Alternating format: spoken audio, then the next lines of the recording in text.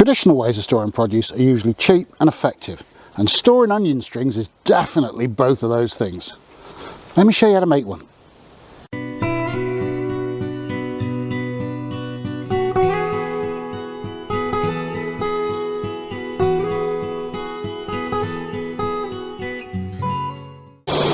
Hello, welcome to English Country Life.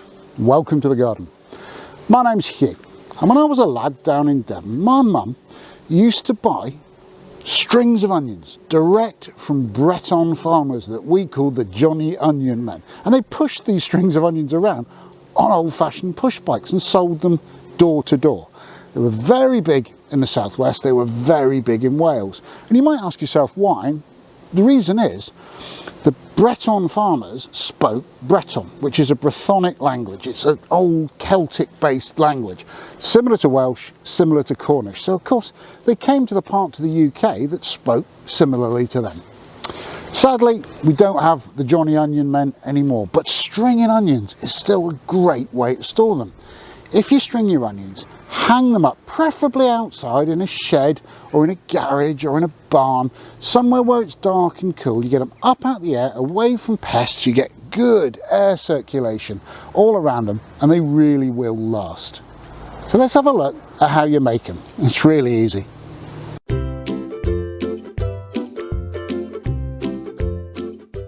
If you're going to string onions, I'm going to assume that you've been growing your own, because that's why you've got a lot of onions to string. And one thing I will say is don't try and string them straight out of the ground. We set ours aside in these old wooden apple crates for 3 or 4 weeks before we even attempt the stringing, to give them a chance to dry out, firm up the skin, etc. First thing to do, rub off any dirt and the flaky outside skin. Take a sharp pair of scissors and trim the roots off the onions, you don't need those now, and then trim the neck of the onion down to a sort of 6-inch, 15cm length, something like that. Once you start the stringing, you're not going to want to stop and start, so get yourself a good number of onions cleaned up, ready for stringing before you start the process. You don't want to clean one and string one. What you really want to do is get together enough for 1 or 2 strings, and I think you're going to get 20 or 30 to a string.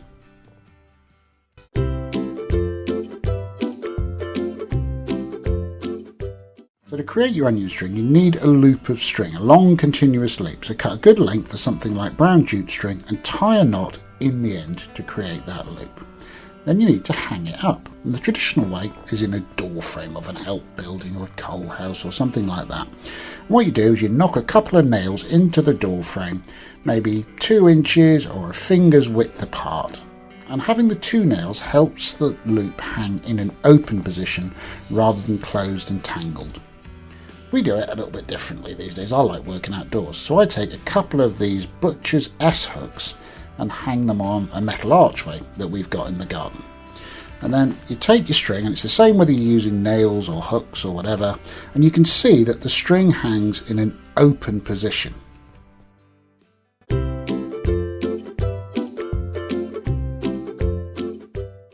Let's start stringing then. Take your biggest onion and then poke the neck through the loop of the string like this. Bring it all the way down to the bottom and then wind the neck first around one side of the loop and then around the other, and you're basically making a figure 8 position, and pull it down tight. Then the last thing to do is turn the body of the onion through the loop so it flops over and locks that in place. Then start your second onion and start that from the other side of the loop so that the onions hang on opposite sides. Again, take the neck, weave a figure of 8 around those side strings, and lastly turn the body of the onion through the loop to lock it down in place. And that's your string started. Now, what you're going to find is you get gaps in your string, like there's a big open area there. So in order to fill that in, you want to start your onion from the other side of the loop. Wind your figure of 8, and then when you turn the body of the onion through the loop, it will drop into the gap that I just pointed to. That of course creates the next gap. And as you go along, you will find all the time there's an obvious area. So start the onion the other side, weave it through, figure of 8 style, flop the onion through the loop, and there you go, you're building your string. It's as easy as that. And at the end, when your string's as long as you want it and they get heavy quickly, just take the loop and put a knot in it to stop the whole lot unravelling. Knot it tight to your last onion at the top. And there you go. That's onion stringing. There really isn't much to it.